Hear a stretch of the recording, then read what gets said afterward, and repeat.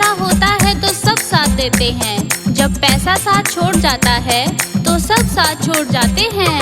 अरे मात कहे ये पूत है मेरा, पूत है मेरा, पूत है मेरा।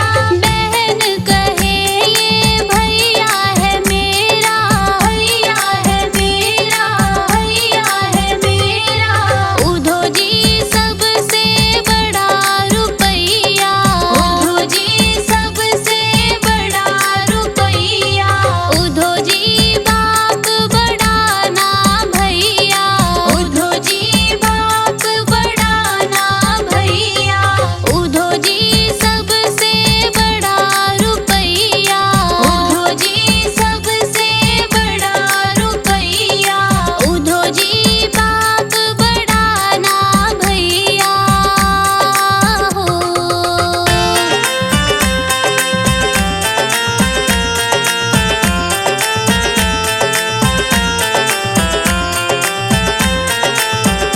हाँ, पत्नी कहे मेरे पति परमेश्वर, पति परमेश्वर, पति परमेश्वर। कब तक पति परमेश्वर होता है? जब तक पति पैसे कमाए, उसको बहुत आदर और सम्मान के साथ बोलती है।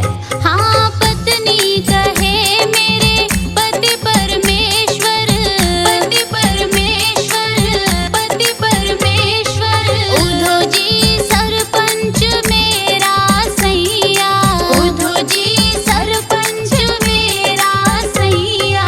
उधो जी बाप बड़ा ना भैया, उधो जी बाप बड़ा ना भैया।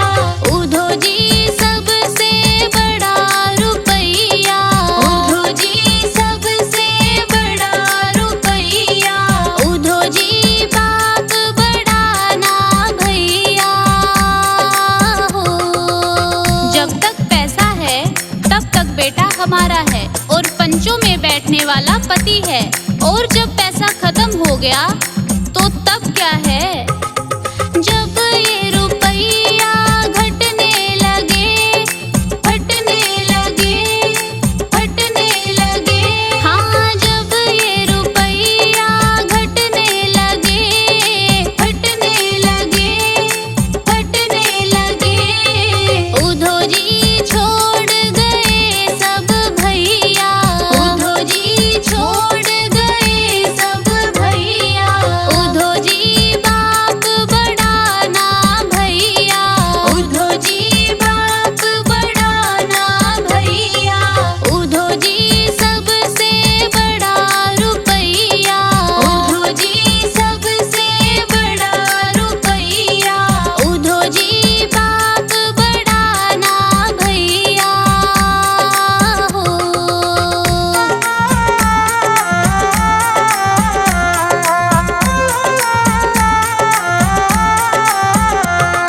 मात कहे मेरा पूत कपूत है, पूत कपूत है, पूत कपूत है। प्रिय श्रोताओ, पूत कपूत कैसे बताया जाता है?